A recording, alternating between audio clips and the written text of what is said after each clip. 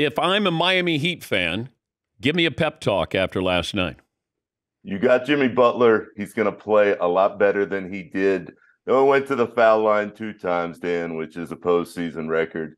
And there was no lack of confidence in that locker room last night. They felt like they didn't play well. There's still a little bit of a hangover coming off that Boston series as far as all the minutes everybody went through. And they feel like they're going to be fine. But I tell you, watching Jokic, you can say you're going to be fine.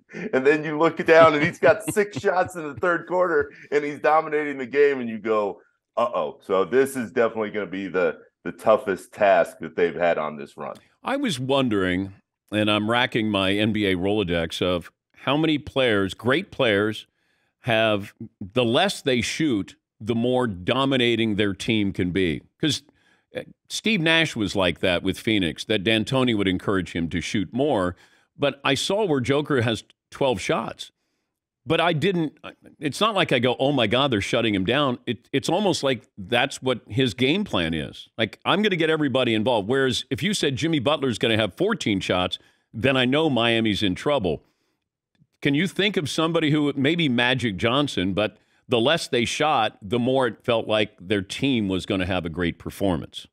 Certainly Magic, but then in this era, I can't think of anybody else. And the scariest part, to your point, is that before the series started, Bam Adebayo said, what we need to do is limit Joker's passing. Yeah. And you're thinking, you know what he can do, 20, 25 points in the blink of an eye. But he said that once he gets passing and he opens up the lane for everybody else, that's when you get into big trouble against Denver. And he's right. And I asked him last night, well, how do you do that? And he said, well, you just got to stay in front of him and keep him right where you can see him. Again, easier said than done. So I think they're going to be looking at that film hard in the next couple of days. And the scary part for Miami is I'm not sure there's an answer because the rest of the league hadn't figured one out either. I don't know if Denver played great last night, Nick. I mean, that should be factored into this. You know, when Joker comes out, they struggle a little bit. Miami came back. And I know Miami didn't get to the free throw line, but that's because if you're going to fall in love with the three and you're not hitting the three, you're going to die by the three and you're not going to get to the free throw line. Jimmy Butler's got to get to the basket. He's got to get to the free throw line. I mean, I don't understand the logic of today's NBA. It's keep shooting threes because – eventually you're going to make them and then come back until you don't make them and you're the Boston Celtics. Dan, not only did Denver not play that well, but again, if you're looking at this from Miami's perspective, what has carried them through the postseason, aside from Jimmy's dominance at times, especially against the Bucks in the first round? All those guys were hitting shots from all over the place. Max Strus, who was 0 for 10 last night.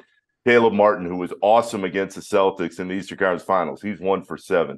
Duncan Robinson didn't shoot it well. Gabe Vincent is still dealing with a little bit of an ankle injury, and he shot it all right, but can you trust them night to night? And what we saw last night is when you aren't hitting from all over and Jimmy's not creating that space and you're just letting Bam offensively do whatever he kind of wants, he can score a lot of points, and they were still never really in the game. So there were always flaws within this Miami roster. They were covered up by the fact that they were knocking down shots over the last few weeks. But when that doesn't happen, you see a game like we saw last night.